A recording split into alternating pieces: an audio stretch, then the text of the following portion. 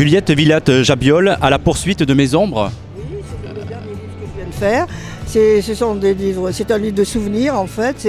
Je retrace, en écrivant ce livre, je retrace toute ma vie à partir de 4 ans jusqu'à mes 14 ans, ce qui fait que ça englobe une partie de la guerre, de la Deuxième Guerre mondiale.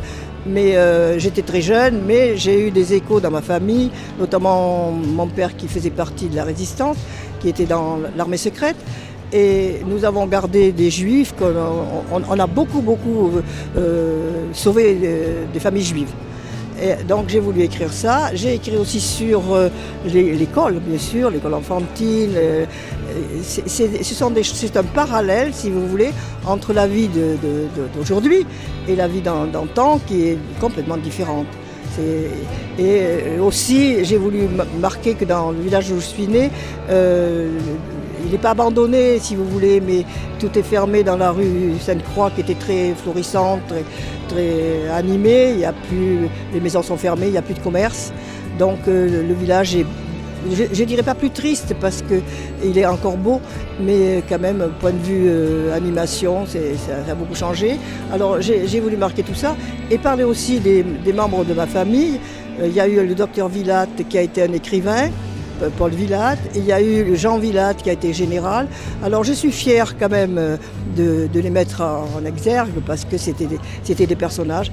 Et mon papa, bien sûr, qui avait, lui, qui était, il n'avait pas autant de qualifications parce qu'il avait un garage que j'ai mis sur la première de couverture. Et c'était un homme qui est mort très jeune et que j'ai beaucoup regretté, forcément. Voilà. Donc on peut dire que c'est ce n'est pas un roman, mais plutôt ça parle d'histoire. C'est de l'histoire en fait, parce qu'il y a toute la guerre. Il y a aussi les petits Espagnols qui sont venus avant notre guerre et que nous avons gardés. Nous en avons gardé 2 chez nous. Et ces petits Espagnols ont été très reconnaissants parce que je parle maintenant espagnol, grâce à eux en tout cas. Je parle couramment et j'ai été invitée après la guerre. Et on s'est retrouvés et j'ai été invitée dans l'Aragon, à Barbastro, chez eux. Les Juifs nous ont beaucoup remerciés aussi. Enfin, on a été, si vous voulez, des donateurs, mais en compensation, on a reçu beaucoup de gentillesse. Voilà. Ce qui vous a inspiré là, ici, c'est votre vie personnellement.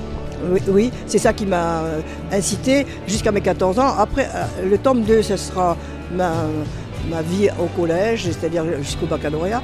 Et après, je suis partie à Paris, dans une école à Paris.